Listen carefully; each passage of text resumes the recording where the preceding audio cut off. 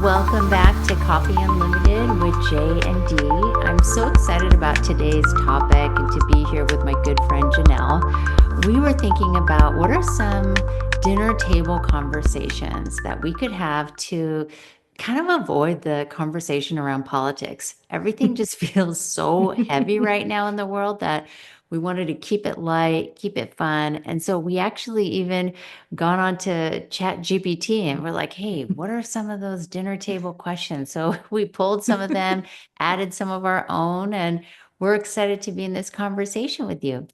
Hi, Janelle. Yeah, hi. I'm excited to see what comes out of this conversation. And to your point, I do think, it's not about, digging our head in the sand on the state of world affairs, but just having an outlet to just connect with someone, and in a safe place that won't get into, some of the deep, more heavy stuff happening in the world.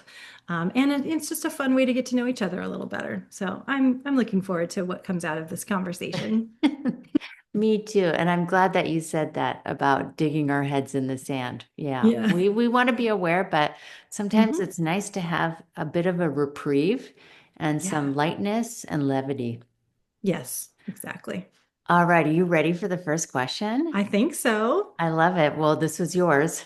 Okay. So, if you didn't have any constraints, where would you be living and what would you be doing? Hmm.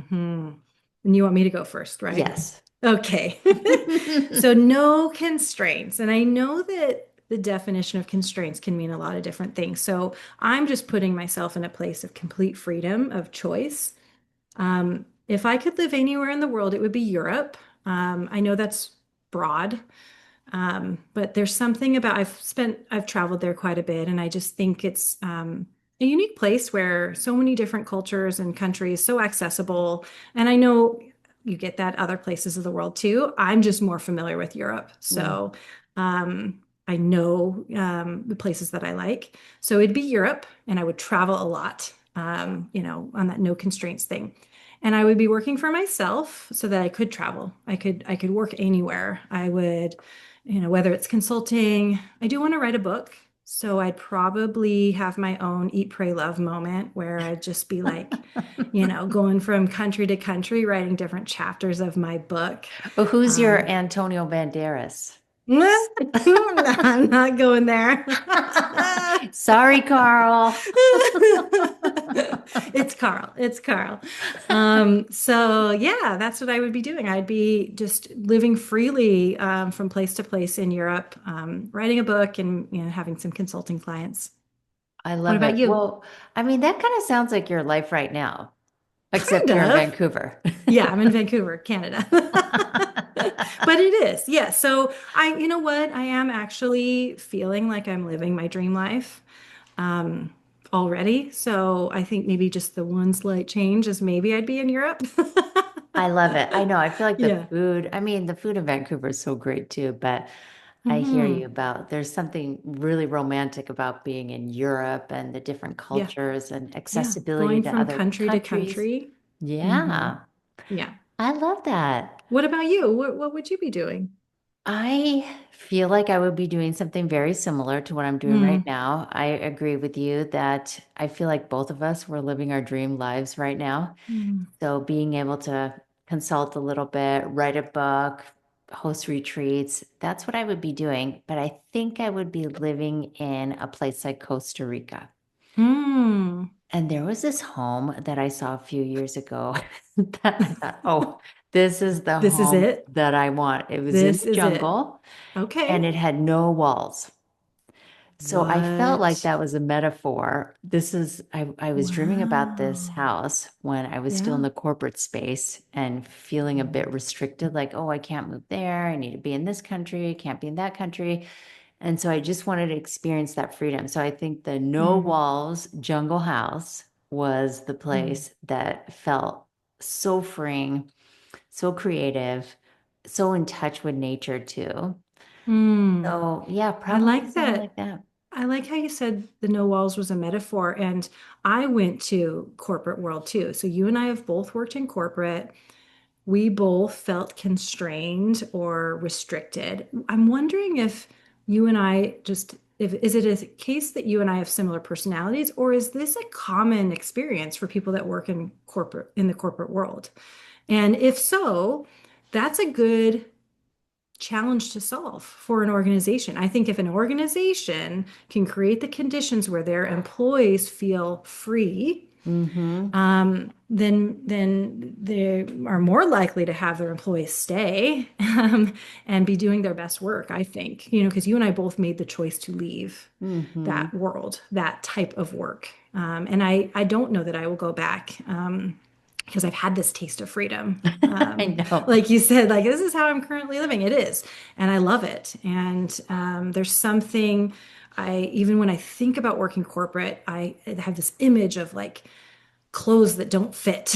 And even though we both worked in places where we were pretty lucky. We worked in places like Exactly. Lululemon. You can wear really comfortable clothes when you're working at Lululemon. But yeah, it's the metaphor of it. It's this kind of top down rules and deadlines and things like that. And I know that's the nature of work, but it doesn't have to feel constricting. I think that Mm-hmm. there is a solution. And hopefully companies figure that out. Yeah. Yeah. That reminds me, I was speaking at a conference last year and it was a roundtable around burnout, corporate Hmm. culture. And one of the attendees there was saying that their company just recently implemented, what's that called? I'm losing the phrase right now, but it's like not extended leave, but unlimited Hmm. vacation. Oh Unlimited vacation. yeah. I Yeah. forgot it because I feel like unlimited, Yeah. I'm on We are unlimited on vacation vacation. all the We always time. every day's vacation for us. We might choose to work. I know exactly. Um, but Uh, she was saying that they pulled the data of how many people are actually taking their leave, how much time are they taking. And most people, so this was in the States, most people took less than 2 weeks, yeah. even though they had That's unlimited vacation. And so it was this hmm. constraint. Well, she was saying that after conducting some interviews, people were saying that they didn't feel like they felt bad if they took more than, the Wow. 2 weeks that are allotted for most people in most Hmm. organizations in the States. Yeah, so I Interesting. think it's going to take a lot to break through that Change the barrier. mindset and Mm-hmm. the culture and the belief systems that are Yeah. established in that type of work environment. Yeah. Interesting. Interesting. But you know what? What you shared is similar to the data that I've heard about places with unlimited leave, is that Mm-hmm. actually, on average, people take less vacation than when they're Yeah. prescribed 3 weeks of vacation a year or 5 weeks, whatever, Yeah. which I think is fascinating. That's a whole study in psychology, I think. That is so interesting. Absolutely. All right. Well, are we ready for the next question? I think so. What's the next question? How about what's your go-to comfort food and why? My go-to comfort food. I mean, is it cliche if I say my mom's food? No, I And love very that. specifically, this dish called hamburger gravy. It's on rice. It's on white rice, like white sticky rice. And then it's a gravy that is made, the base is like a cream of mushroom soup, and then a whole bunch of beef, onions, garlic, soy sauce, Worcestershire sauce, I think. Mm-hmm. But this like the smell of it is the smell of home. And then it's a warm dish and it just like coats your insides, like the gravy and the rice. So that is definitely my go-to comfort. I don't cook it myself that often, but my mom knows every time we come home to visit, it's ready no matter what time of day or night that we arrive. Like Mm. sometimes when we used to drive to her house after work on a Friday, we would get in at like 2 in the morning and she would still be up and the gravy would be, simmering on the stove My top, and the gosh. rice would have, been still warm in the rice cooker. So it's been, many years that every single time we come home, we have hamburger gravy as soon as we walk through the door. I love that. Oh my Hmm. gosh. it's kind of making me feel like, oh, I should do something like that as a mom, like have a Have something signature that is dish. a tradition. Yeah. That's I right. mean, it really is. The kids know and they look forward to it. Grandma's hamburger gravy. And then as we're getting closer, we're like, who smells the hamburger gravy? Oh my gosh, I love it. I'm actually salivating right now. White rice, gravy, cream of mushroom. That sounds great. That It's sounds so delicious. yummy. It's so good. What about you? What's your comfort food? It's probably going to be ramen, but Mm, my mom never cooked it. My mom wasn't really a cook, so I don't okay. really have memories like that of like, oh, Yeah. coming home to mom's cooking. That's But we would okay. go out a lot to Mm. have ramen. Yeah, so that's Mm, something I love doing with the girls do anytime. It can be like we can be in Hawaii and it's 85 yeah, degrees and I'm like, let's get ramen. I love it. Yeah. Obviously, you can go to ramen restaurants that are delicious. Do you also do the like instant noodles? That type of ramen? I used to do that more, but now Hmm. I'm kind of like, I have my Bobby approved app. Do you have that? Do you follow Bobby? No. So Uh-uh. it's he's this YouTuber who I really Okay. appreciate. And it's all about health and Mm. avoiding seed oils, chemicals. So I have his free app. This is going to totally turn into a Bobby um, Infomercial. promotional just Yeah. infomercial. But I just know that if I scan any Mm. ramen container, any barcode on the Bobby approved app, it's going to be a red thumbs down for sure. So, Maybe my yeah. oldest daughter has looked at that because she has said that she watched something and that she's convinced they're so bad for you she will not have any instant ramen, instant noodles. I have it. Yeah. I got on a kick recently. I mean, I've always liked ramen and Yeah. always liked, instant noodles. Top ramen in particular. That's my go-to from the US, top ramen.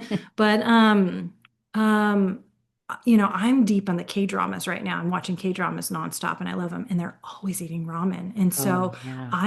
I'll be sitting there watching it and I'll have this hankering for just some noodles and I don't have time to go get some or deliver. So I keep some from Costco.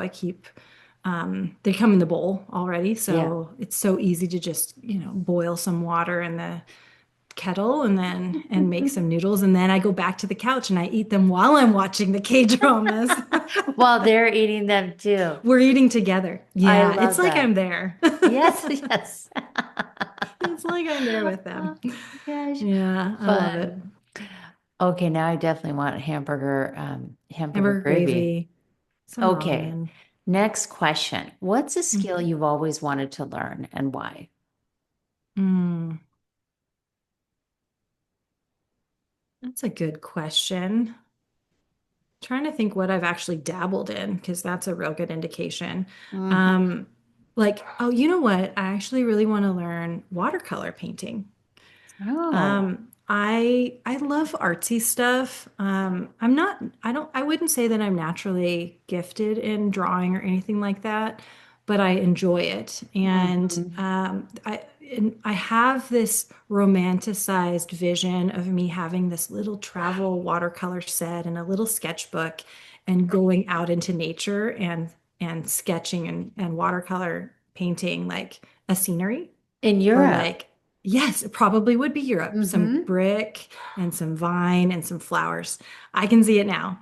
Um, and yeah, so there's just something that sounds like an ideal way to spend an afternoon for me is like sitting for a few hours, just watching things pass by and painting. So I did buy a travel watercolor set that I haven't opened. I bought a book, like a how-to watercolor that I haven't started yet. But then I did do, I signed up for Skillshare one. I love Skillshare. I'm not a member of it right now, but I was doing Skillshare, which is like a monthly membership, and they have tons of courses. It's all mostly creative stuff, Hmm. but a lot of different topics. But I was watching some videos on drawing and sketching because I wanted to be a good sketcher first and then get into watercolor. So I'm tempted to go back to Skillshare and take an actual course on watercoloring because I think taking a course might be better for me than reading a book and just trying to Hmm. figure it out on my own. So, what's nice about the Skillshare courses is you can do it at your own pace, and there's a whole community, and you can see what other people have done and things like that. So, I think I'm going to. I know there's a lot of YouTube channels actually that are sponsored by Skillshare, so they'll have codes for a month free. Mm. You just have to keep making up new email addresses to get the most out of it. Change your email address and get another month free. Oh my But gosh. yeah, so I think I will. It is something I still want to do, and like I said, I have the supplies. I Yeah. got the set. I have sketching, pads that Hmm. are watercolor safe. So yeah, I think that's what I'm gonna do. Yeah. What about I you? Is there a skill that you've wanted to learn? Well, this is going to sound so boring after hearing yours, which sounds like very dreamy, being in Europe and watercolors, but it's Excel. That was the first thing that came to my mind. What? I was like, You want to know a good pivot table? yes. So Well, Gabby, yeah, okay, that isn't maybe. boring. Excel is actually a really powerful tool. It's a really powerful Right. tool. So I feel Mm-hmm. like I just need to dig into this again, watch some YouTube videos. But I was Mm-hmm. recently showing Gabby, our youngest daughter, Mm-hmm. she was like, let me help you with your retreats. Let me help you with your business. And I said, okay, I would love for you to just like look at the back end, look at some of my spreadsheets. And she looked at it and she goes, oh no, oh no. As only a teenager could say, oh no. Exactly. So she just Mm-hmm. started adding like basic formulas so that I wouldn't have to use a calculator and add. I basically Yeah. use Excel like a graph with Mm-hmm. none of the Mm-hmm. features of even Yeah. addition, subtraction, multiplication. So, anyway, that's something that I think would really benefit me. I mean, and that's a good word, benefit, because it is once you learn those little shortcuts and things, and Hmm. I'm no expert in Excel by any means, but I know that they can reduce the amount of time it takes to do a lot of different administrative things. Yeah. So yeah, Excel is really powerful. I like the program Notion. It's free. It's a, oh, wow, would you call it a program system platform? Maybe you'd call it a platform, Okay. Notion. And then you build out these templates, which that sounds scary, but it's actually just like adding different blocks. I sometimes just pay someone on Etsy to give me their template. So, like a financial planning dashboard Hmm. or habit tracker or a planner, like an agenda planner thing, calendar thing. But it's a powerful tool that kind of combines all things Word, Excel, PowerPoint. Yeah, and it's Okay. just all in one, which is kind of cool. I had to watch a lot of videos just to learn about it. And I know that I don't maximize the features. So that's the Hmm. thing, like with most things, like even just my laptop, even my iPhone. I know my iPhone can do so many things that I have no clue how to use. And I know it would make my life, it would benefit me a lot if I took the time to learn them. Yeah. So I think you should learn Excel if you want to learn Excel. I'm going to check out this Do it. Notion. Look at Do us. it. I feel like we're just talking about all these different We're just uplifting each platforms and other. right. Yeah. Yeah. All right. What's the most impactful piece of advice you've ever received? Mm, wow. I can go first on this one Yeah, you go because first. when I was reading it, it made me think about this one executive at Lululemon, Rachel. It was Rachel Atchison. Hmm. And I've thanked her for giving me this piece of advice a few times and publicly too. But so I feel fine sharing her name on this. But it was after a brand offsite. I had just started at Lululemon and I was giving this talk on mindfulness. And I had asked them at the end that there was an invitation to practice silence for breakfast. Okay. And when I was delivering it, everyone's eyes were like, what? Like we're gonna be in silence. And then I immediately like received that reaction, or maybe it was a projection, but I started to kind of apologize, not necessarily saying I'm sorry, but I started to kind of give the benefits of practicing silence in a way Mm. that maybe sounded Justification. like, Yeah. yeah, justification, apologetic. So afterwards, she came up to me. She's like, "Your talk was great, but you need to stop apologizing." I was Mm. like, "Oh my gosh." Anyway, so that's something that has stuck with me throughout the years in speaking and Mm. delivering sometimes new activities or ideas and standing in that power of not apologizing and standing in an invitation. I love that. Um, I have something in mind too, but I kind of want to talk about that a little more because I noticed there was a point in my career, and I don't think that it was someone told me. I think maybe I read something on LinkedIn that then brought awareness to how often I apologize. Mm, Or I just over explain. I used to over explain things. Like if I couldn't pick up my kid for something, or if I was going to be late for something, I feel like I just overshared and over explained. And when in reality, I would just have to say, I can't take them at that time, or whatever it might right. be. And so that was a real unlock for me because, Mm, for one, I don't owe people an explanation or an apology per se, but I do think that apologizing too much just, I don't know if it weaken sounds like the wrong word, but you lose your power as an individual, yeah. I think. Because an apology is almost like giving someone else power over you. Mm-hmm. Mm-hmm. And don't get me wrong, there's a time to apologize for things. Like if you've Right. harmed someone, but you saying that you're going to do, breakfast in silence, it's not harmful. Oh, that's so funny. I bet that was, I can totally picture the room. Yes, I The know. big eyes, like, what? Exactly. There's no What? talking, but I love these people. And you mean like I can't go on my cell phone either? Oh, Yeah, so it was yeah. the whole Oh, thing. yeah. Like no Yeah. media, like Yeah. no No information coming input, in. no output. Ooh, I like that. I Yeah. like that. We Well, should that's talk more great. about this though. I mean, maybe not in Hmm. this episode because we're Hmm. doing this dinner table conversation to avoid politics, but Hmm.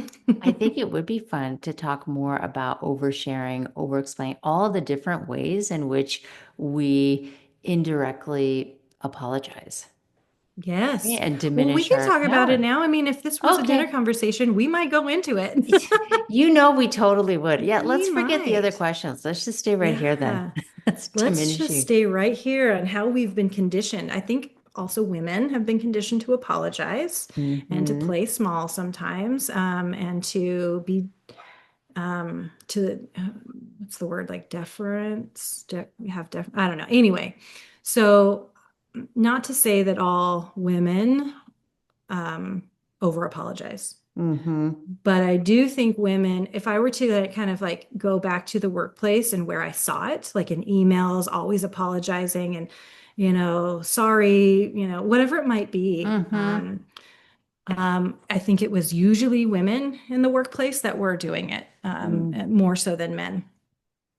So I think, yeah, where have I seen it a lot? Um,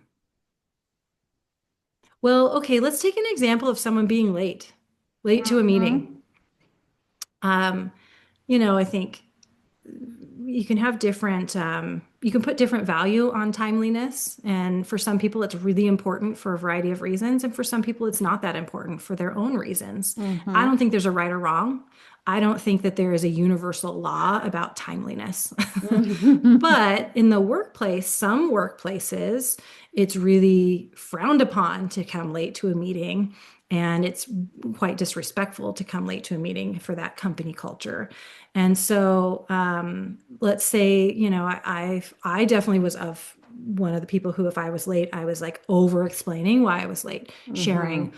all the bad things that happened to me that morning that led to me running 10 minutes late. Yeah. And, I think, that's an example of oversharing. I don't think that you don't have to have a why. I don't think Yeah. have the why behind it. You can apologize if you want, if you feel like you've disrespected someone, Hmm. or if you feel like they are hurt by it, like truly harmed, like they've been waiting and you threw the whole meeting off, something like that. You can say, I apologize, I'm late. Here I am. That's all. And then I say, I "Oh, my like car that. broke down, and I did this, and someone did this and that, and my dog, my cat, and my son, or whatever it might be." Because in reality, we all have things that come into play, and the truth is, I'm late. That's all it is. I'm late. Yeah. I really appreciate that because I feel like when people get stuck in their why, it eats Hmm. up more of the time of that meeting that was allotted anyway. Yeah. But Now what we've heard 3 minutes of the why. Yes. exactly. But something I feel like when it's an occasional, like somebody's late, I think that's totally fine. This is just from my Yeah. perspective, but when somebody is continuously late, I Hmm. do feel like Yeah. get your shit together. Like I am done coming and waiting for you to be here on time. Yeah, and I think that's where you just have an honest conversation about the impact, but you don't necessarily need to like apologize and over explain. It's like, hey, I mean, I would absolutely feel comfortable if someone was always late. I would feel comfortable letting them know if it was impacting and if it was like a theme that was hard for the rest of us. Yeah. I would feel comfortable saying something. And just like in front of everybody, like, and just make it lighthearted, but just be like, hey, should we just schedule this 10 minutes later, just and then we all show up at this time? Or, Exactly. would that be easier? Because we can do that, but like we've lost 10 minutes, like every time we have this call, we've lost 10 minutes. So Yeah. clearly there's something that's, impacting you from getting here. To just have an actual dialogue and not not say something and it's festering and you're resenting the Hmm. person and maybe they don't even know that you're resenting them. Yeah. Yeah. I Hmm. appreciate that. Definitely speaking up and just calling it out because you're right. It does start to bleed into other meetings and the relationship too. Yeah. Yeah. Yeah. I was trying to think of other times definitely seen email communication where people are, yeah, there's just like it's ridden with apologies and kind of um I keep saying the word weak. I don't know why, but weak language. You know what I mean? Mm-hmm. When all they have to do is just say it. And actually, coming back to advice, this wasn't the advice I was going to say, but I came across this at some point and I've used it a lot. Like, no is a complete sentence. Hmm. And Yeah. so I use that a lot with people that ask me things. I can easily just say no, and I Mm-hmm. don't have to over explain why it's a no for me. Yeah. Because over explaining is kind of an apology, don't you think? Absolutely. Over explaining and as Mm-hmm. you said, oversharing too. Mm-hmm. Yeah. Yeah. Yeah. I really like that. I'm trying to work on that too, especially when, let's say, now as a consultant, an entrepreneur, people will come up to me and be like, "Oh, do you want to do this?" I can just Mm-hmm. say no. Not, Yeah. no, I don't have the time. I'm really busy Yeah. right now. Like all the excuses that Mm-hmm. yeah, I would instinctively want to share. I need to hold back on that. I'm just like, no, Yeah. that doesn't seem like the right fit for me. And Yeah. and that's it. Yeah. Recently someone texted me and asked me if I wanted to go on a run with them. And it was just no. Just a little response, no. And she was like an LOL back. She's like, fair enough. I probably, if somebody ever texted me that, I would probably say, hell no. Oh, Uh, so funny. going back to this apology though, and how you were talking about women, I'm also wondering culturally. So I would Mm, watch my mom, and my mom was Japanese first generation. mm, There was just, I mean, throughout that culture, I feel like there is this apology, especially with in her age group. No, I know mm, things have shifted a lot in Japan now with the younger generations, but with her generation, it was a lot about apologizing. And actually, mm, you know what? Even when I was facilitating in Japan and I was supporting some of their facilitators there, they would start oftentimes with an apology, mm, like "suimasen." So, like apologizing, but apologize before they even shared their Oh, perspective. And I'm like, why are you starting? That was their wow. filler word. So many of us have Wow. filler words, right, when Yeah. we're speaking publicly, or even just right now too. But we Mm. become more aware, or hopefully become more aware of it when we're publicly speaking. So one of mine is and. For a lot of people, it's or so or right. And what I recognized was it was so much, excuse me. But Wow. That's yeah, interesting. just culturally it was showing up in their facilitators. Hmm. Yeah. I'm trying to think of recent things. Yeah, I've had to reschedule things. So I had to reschedule a dentist appointment this week. I rescheduled one of the kids' like tutoring sessions. They're getting some math tutoring. Normally, like not even normally, in the past, when I would reach out to reschedule something, I would overshare why I needed to reschedule it. And I would probably apologize for having to reschedule. And I would explain what is happening during that time. Like the dentist's office doesn't need to know, they don't care. Like, why would I say all of that? So Yeah. now, I mean, literally, if I were to pull up the message, it was a really quick message that just said, I need to reschedule my cleaning. Mm-hmm. When is a good day? And that's it. Like, I don't have to over explain, and things come up. And Yeah. yeah, it was totally fine. It was totally easy. That was what I learned actually. When I stopped apologizing and just got to the point, what I thought might happen didn't happen, you know? Mm. I thought people might want to know why, or they might be like more likely to get mad at what I was doing. But that wasn't the Mm-hmm. case. No. Yeah. Yeah. Do you think that yours was also a learned behavior? Like, was it, from your mom that you saw her apologizing? That's a good question. I don't know. I think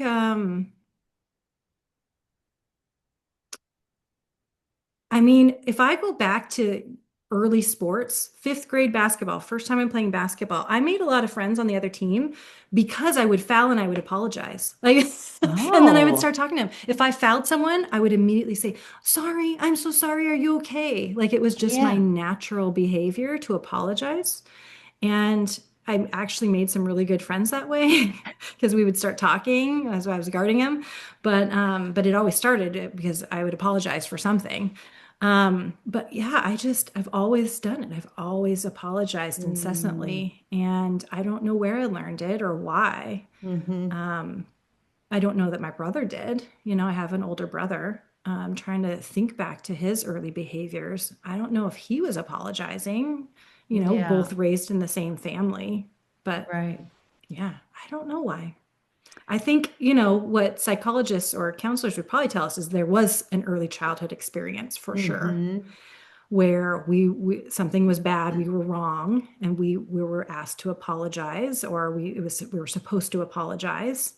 And then we learned that's how you stay safe is by apologizing. Hmm. Yeah. Hmm. I mean, Yeah. maybe even with basketball, right? You foul Yeah. a player and then you apologize, and then there was a positive outcome because Well, then you yeah, I made become friends. friends.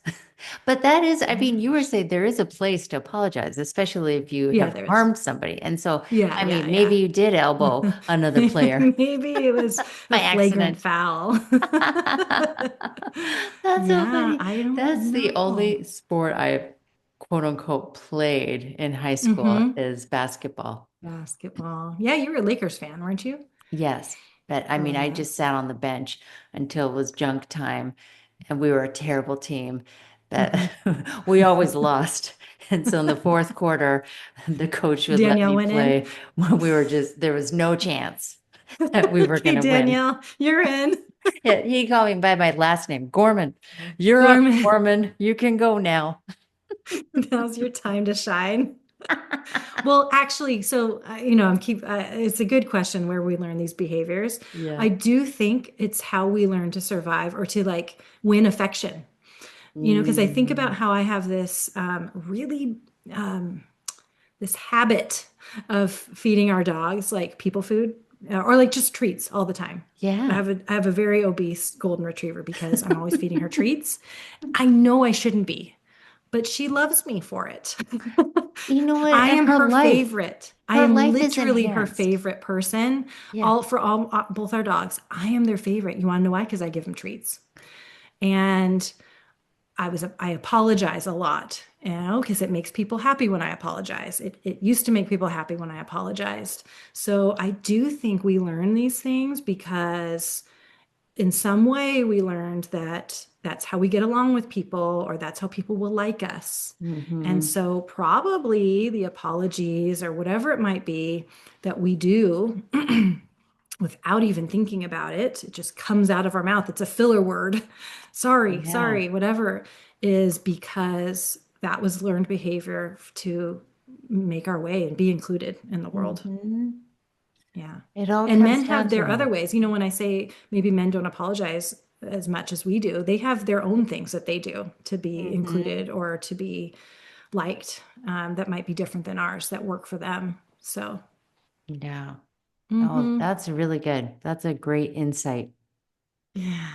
Well, What a great dinner table yeah, that was conversation. fun. That would have been a I fun know. dinner conversation over ramen and And rice and hamburger gravy. gravy, hamburger gravy.